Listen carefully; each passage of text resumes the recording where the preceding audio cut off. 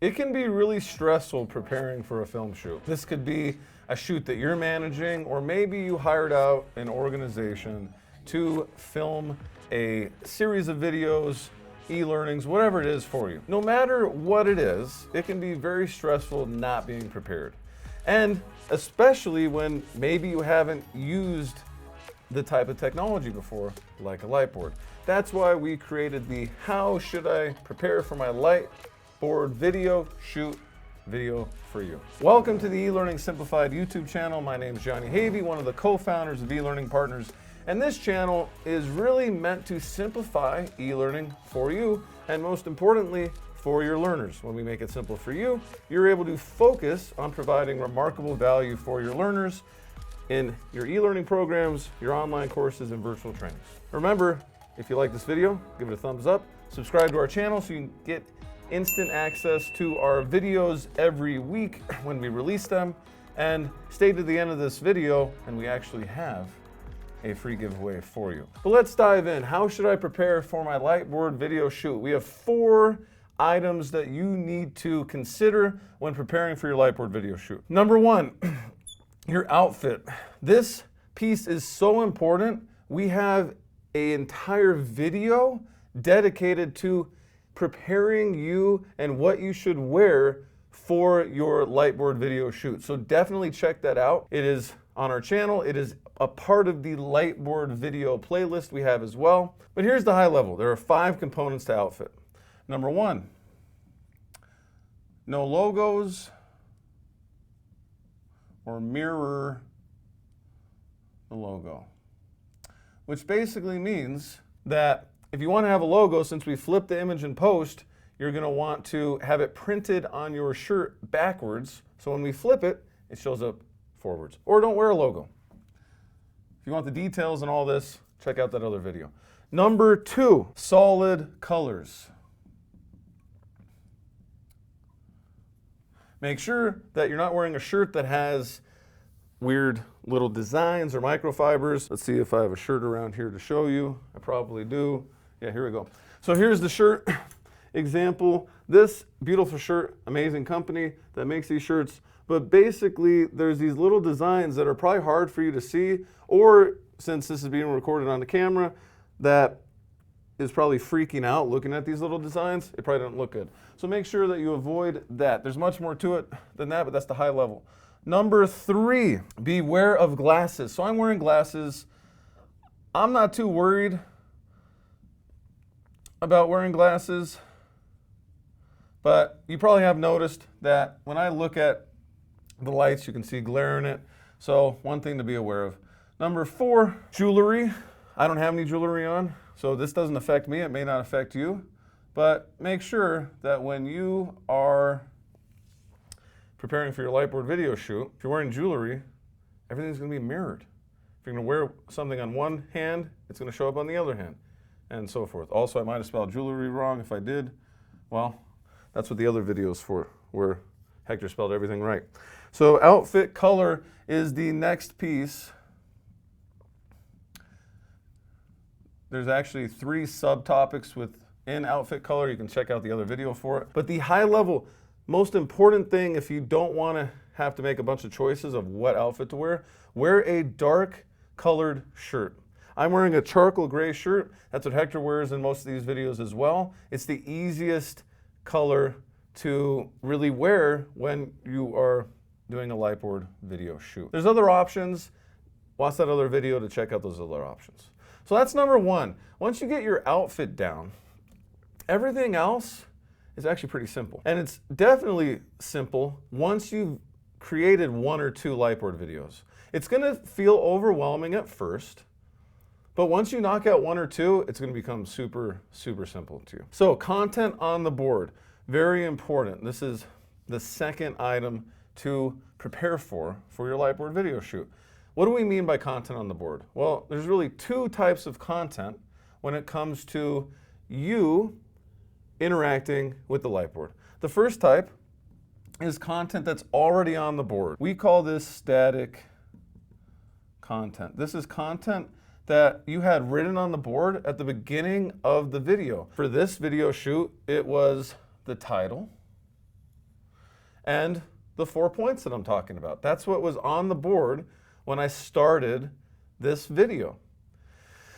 Now, you can be strategic with it. So if you want your 4 major points, 3 major points, whatever it is, probably 3 to 5 major points on the board prior to the shoot. Cool thing about that is it also acts as your notes. So it makes it easier for you as the subject matter expert. It also makes it easy for the learner to be like, okay, so these are the 4 things that we're covering today. So that's really when you want to use static content, is to help you with the presentation, but also help your learners follow the flow of the video. So we'll say video flow. That's why you would do static content. Then we've called this a number of different things in videos. What I'm going to call it in this video is written content. Technically, the static content is also written, but what I mean by this is the content that you write on the board as the video progresses. So everything in green that you see on the board would be written content. This is content that I added as I'm presenting. So as a subject matter expert, really you're going to have the content that is on the board at the beginning, and then you're going to have the content that you interact with the board and write on the board. So written content. So this is important because it allows you to create engagement with your learners, and it also allows you to expand upon the notes that you had at the beginning of the video. So this is really good for engagement. So prior to your Lightboard video shoot, you really want to figure out, okay, what are the main points I want to start with on the board, the static content? And then you want to figure out, okay, what am I going to write on the board?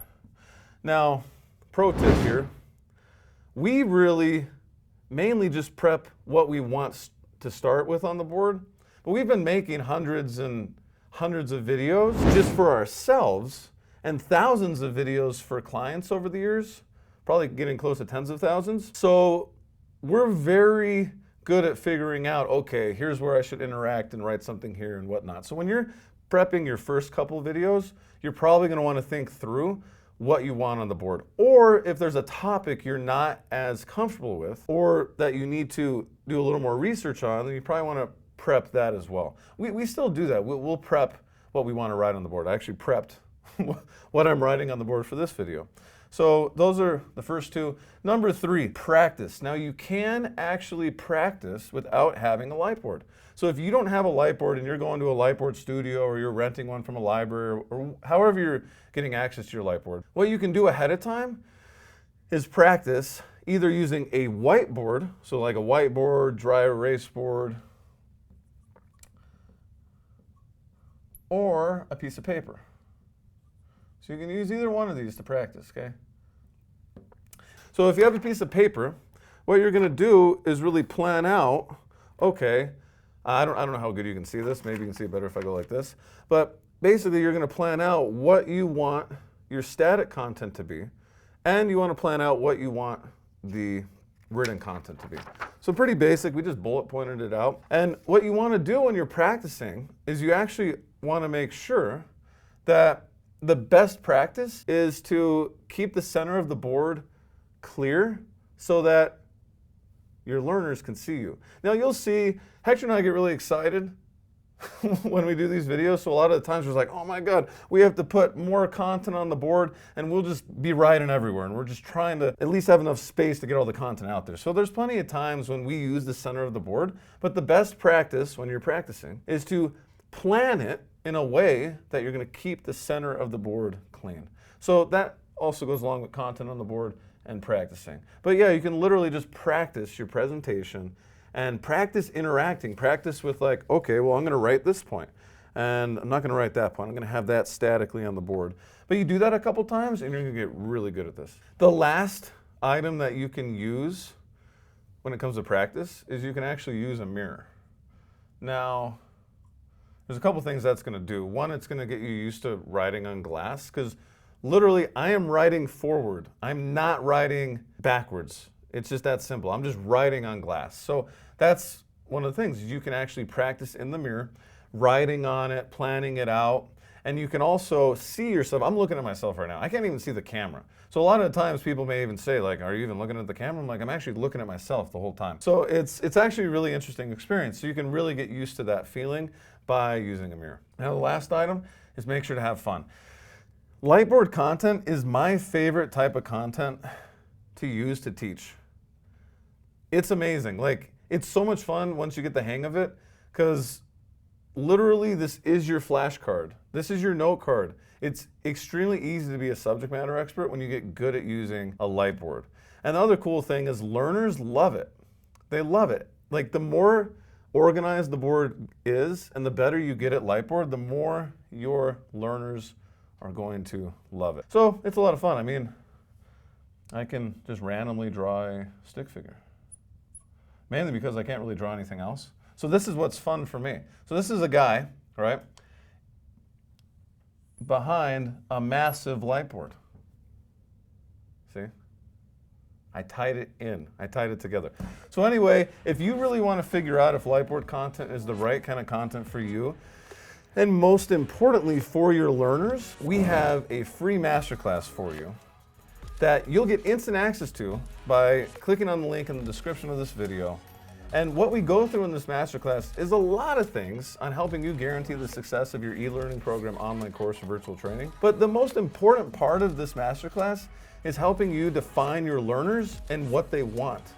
And by defining who your learners are and what they want, you will know if they're going to be receptive to Lightboard content. And really, in the end, like we said at the beginning of the video, all that matters is that your learners find value out of what you are providing them. So remember, give this video a thumbs up, subscribe to the channel so you can get notified every time we launch a video. We launch a lot of content on this channel, and we'll see you in the next video. When you first saw a Lightboard video, or maybe this is the first time you're seeing a Lightboard video, you probably thought to yourself, wow, that is a really cool trick. Well, the reality is there is data that supports why you should create Lightboard videos.